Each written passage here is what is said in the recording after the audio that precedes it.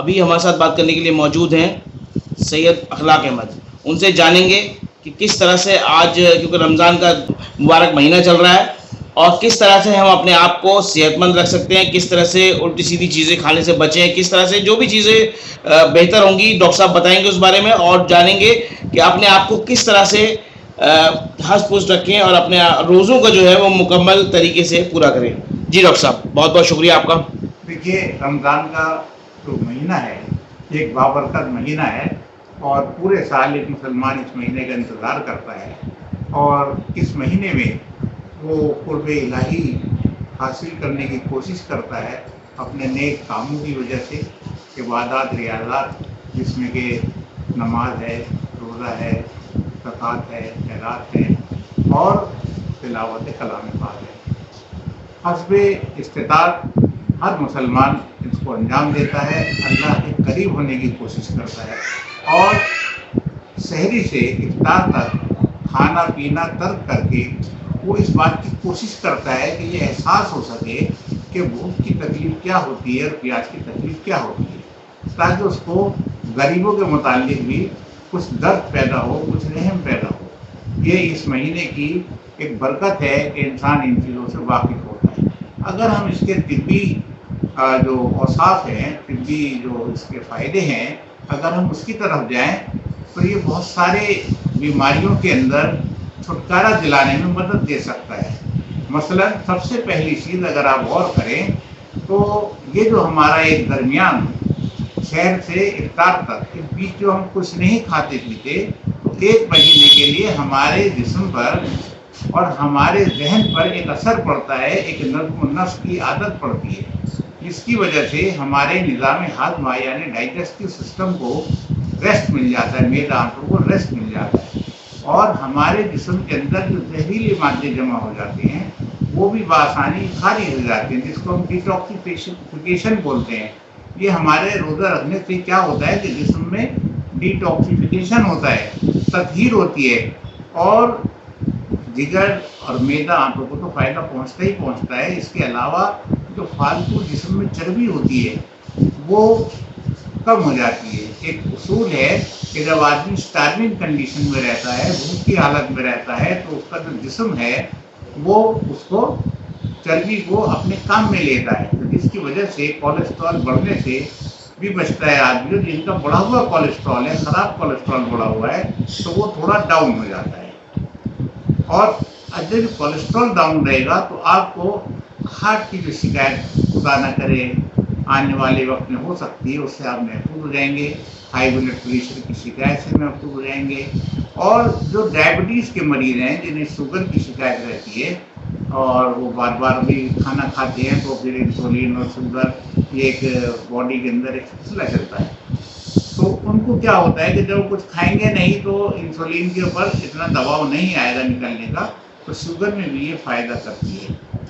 اگر ہم روزے کو اہتمام کے ساتھ رکھیں اور رکھنے کے اندر بھی ہم یہ احتیاط رکھیں. دیکھیے ہمارے یہاں ایک ٹریڈیشن ہے, ایک روایت ہے, جسے ہم بولیں کہ کسٹم اینڈ ٹریڈیشن.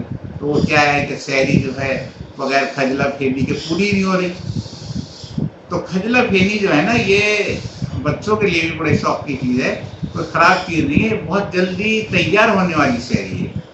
اگر آپ کے یہاں کھجلا پھینی رکھا ہے, آپ نے اٹھ کر کے دودھ میں بھگو کے رکھ دیا اس کو, بس اس میں دھیان رکھیے کہ زیادہ آئلی نہ ہو. یہ چیزیں زیادہ آئلی چیزیں آپ کو بجائے فائدے کے تھوڑا نقصان دے سکتی ہیں. تو کھجلا پھینی ہے یا کوئی سالن ہے ہلکا سا, چپاتی ہے اور کوئی فروٹ ہے, دودھ ہے, یہ چیزیں آپ سحری میں اگر لیں گے تو دن میں آپ کو زیادہ بھوک کا اور پیاس کا احساس نہیں ہوگا.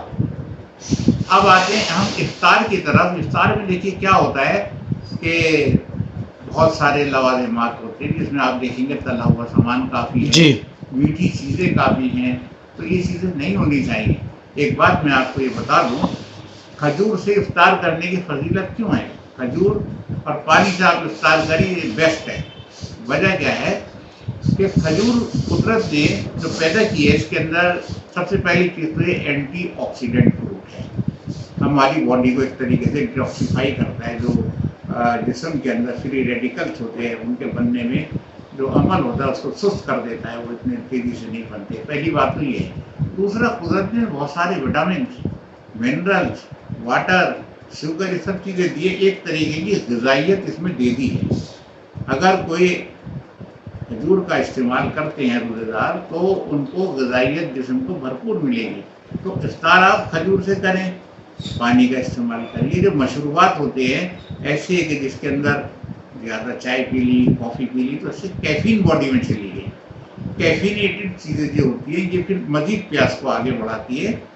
یا آپ نے ایک دم میٹھے شربت کا استعمال کر لیا، زیادہ میٹھے شربتوں کا استعمال، اگر آپ گلاب کا شربت ہے، خس کا شربت ہے، کوئی برانڈڈ سیرپ ہے، کوئی بھی سیرپ ہے وہ آپ استعمال کرنا چاہتے ہیں تو ہلکا میٹھا رکھیے. زیادہ میٹھا، بہت تیز میٹھا اس کو نہ استعمال کیجیے، نہ زیادہ نمک کا استعمال کیجیے، یہ پیاس کو بڑھاتے ہیں. تلی ہوئی چیزوں کی اگر ہم بات کریں تو دیکھیے تلی ہوئی چیزیں جتنی ہوتی ہیں وہ آئل کے اندر ہوتی ہیں، اور یہ آئل میں سے ایک دفعہ کسی چیز کو تلنے کے بعد نکالنا، پھر دوبارہ اس میں تلنا، پھر ایک دن کا تیل اگلے دن استعمال ہونا، یہ نہایت ٹاکسک ہوتا ہے باڈی کے لیے. یہ بہت نقصان دہ چیز ہوتی ہے. جلا ہوا تیل ہوتا ہے جس کے اندر سارا جو ہوتا ہے ایک طریقے سے کاربن کا انضماد ہو جاتا ہے. تو ایسے تیل کے اندر تلی ہوئی چیزیں آپ کیسے بچیں گے؟ لہذا بچ نہیں سکتے. آپ تلی ہوئی چیزوں کا کم استعمال کریں، نمک کا کم استعمال کریں، زیادہ میٹھی چیزوں کا کم استعمال کریں. کیفینیٹڈ آئٹم جو ہوتی ہیں جس میں کیفین پائی جاتی ہے، جیسے کہ چائے ہے اور یہ کافی وغیرہ ہے، اس کا ذائقے کے حساب سے تھوڑا بہت استعمال کر لیں. افطار کرنے کے بعد آپ نیکسٹ ڈے شہری تک وقفے سے مشروبات کا استعمال کریں، یعنی کہ پانی ہے، نیبو پانی ہے، ناریل پانی ہے، یا ویسے ہی پانی ہے جو بھی ہے، پانی پیتے رہیں تاکہ آپ کے جسم کے اندر ڈی ہائیڈریشن نہ پیدا ہو. یہ آپ کے جسم کو تراوٹ رکھ کے، ہائیڈریٹ رکھ کے. اور اس کے علاوہ میں آپ کو ایک بات جو بتانی چاہتا ہوں رمضان کے تعلق سے، وہ یہ ہے. دیکھیے رمضان المبارک ایک ایسا مہینہ ہے کہ جو ہمیں اجتماعیت کی دعوت دیتا ہے. دیکھا ہوگا آپ نے افطار کے اندر دوست احباب کو، رشتہ داروں کو مدعو کر لیا جاتا ہے اور وہ ایک گیدرنگ ہو جاتی ہے. اس طریقے کا یہ مہینہ یہ گیدرنگ ہو جاتی ہے، اور یہی گیدرنگ جو ہے جب رمضان کا مہینہ مکمل کر لیتے ہیں تو پھر عید سعید کا موقع آتا ہے، چاند رات ہو جاتی ہے، اور عید کے دن سبھی لوگ، تمام مسلمان وہاں جمع ہوتے ہیں. مصافحہ و معانے کا، یعنی کہ گلے ملنا اور مصافحہ کرنا، عید کی مبارکباد دینا.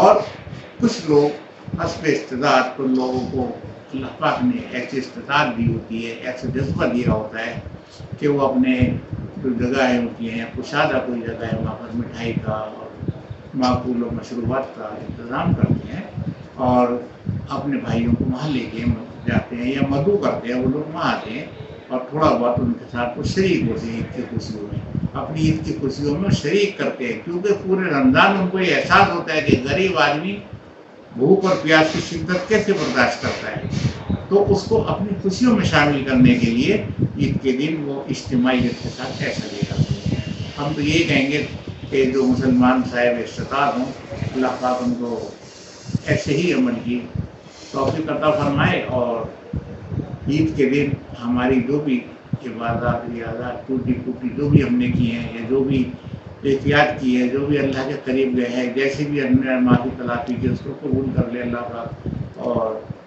ان خوشیوں کو آئندہ بھی ہمیں دیکھنے کا موقع دے.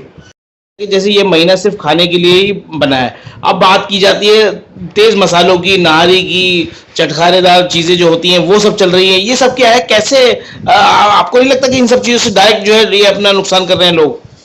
دیکھیے ایسا ہے، یہ اس کا تعلق ہمارے معاشرے سے ہے، اور ایک زمانے سے یہ چیزیں چلی آ رہی ہیں.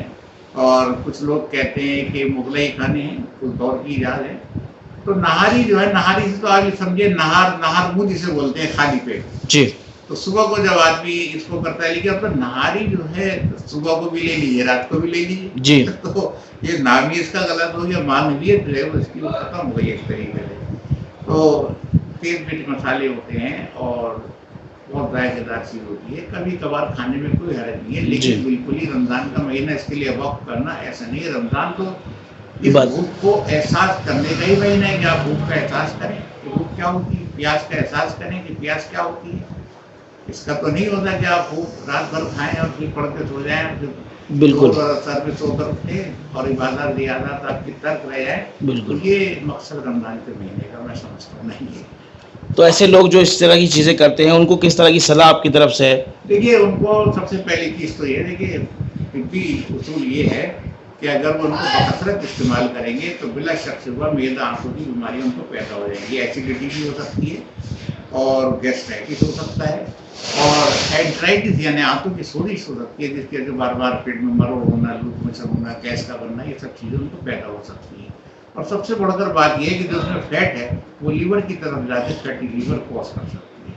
अगर फैटी लीवर कॉज कर दिया तो फिर आप ये समझ लीजिए कि वहाँ से कोलेस्ट्रॉल बढ़ेगा और फिर ब्लड प्रेशर की तरफ आदमी जा सकता है। तो इसमें नज़्म व नस्क रखना बड़ा ज़रूरी है। रोज़े का मतलब भी यही होता है, रमज़ान का एक पैगाम भी है कि आप में नज़्म व नस्क पैदा हो, चाहे वो खाने में हो। क्योंकि देखिए, आप मुआवजा कीजिए उन लोगों का जिन्होंने रोज़ा रखा है और मुआवजा कीजिए उन लोगों का जिन्होंने रोज़ा नहीं रखा और इस तरीके से गुजारा है। आपको ये मिलेगा कि इनकी जो अकल और फहम और इदराक वो दुरुस्त हुआ है, दिमागी हालत इनकी दुरुस्त हुई है बनिस्बत उन लोगों के जिन्होंने सही रोज़ा रखा है, हल्के खानों से सहरी की है और इफ्तार के अंदर भी हल्का मामला रखा है। इनके अंदर बड़ा सुधार आया है। आप उनसे खुद पूछेंगे, वो कहेंगे भाई नींद भी सही आ रही है, दिमागी हालत और वो चिड़चिड़ापन था वो माशाल्लाह ठीक हो गया, हल्का फुल्का महसूस कर रहा हूँ। तो ये कुदरत की तरफ से एक देन है।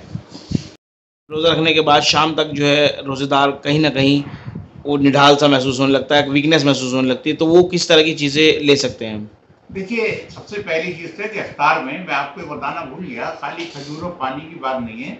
अगर आप में गुंजाइश है तो आप अच्छे फलों का इंतखाब करें, फलों का इंतखाब करें, फलों का इस्तेमाल करें। इसके ज़रिए हमारे जिस्म को फाइबर मिलेगा और इसके अंदर जो विटामिन हैं, जो मादनियात हैं, आपने देखा होगा बहुत से टॉनिक जो होते हैं कमज़ोरी दूर करने के, उनके लेवल पे फल बने हुए दिखाई देते हैं, बिल्कुल दिखाई देते हैं ना। तो इसका मतलब ये कि फलों के ज़रिए हमें ताकत मिलती है, तो आप फलों का इस्तेमाल कीजिए।